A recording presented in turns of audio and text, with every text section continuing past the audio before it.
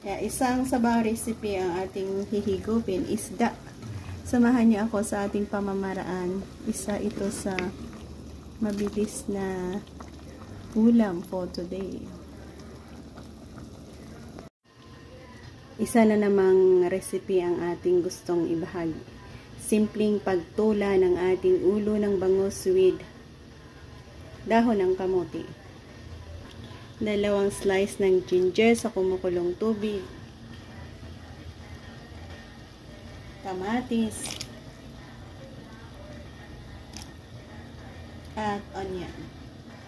Pakuluan natin yan kasabay ng ating ulo ng bangus na hinati natin. Isang pirasong ulo ng bangus na hinati. Pakuluan hanggang sa lumabas ang kanyang masarap na katas. Yan, ang ganda. Next na i-add natin ang ating sigarilyas at dahon ng kamote. Mga pulang gulay. Pulang sigarilyas at pulang dahon ng kamote. Yan na ang isa sa masarap na ulam na ating kakainin. At dahon ng kamote.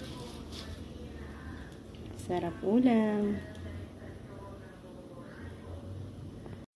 Yan, saktong asin para sa ating panlasa. Namit ang ating recipe for today.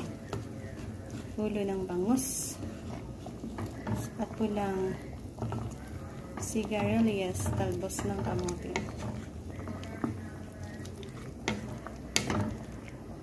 Thank you guys for joining me.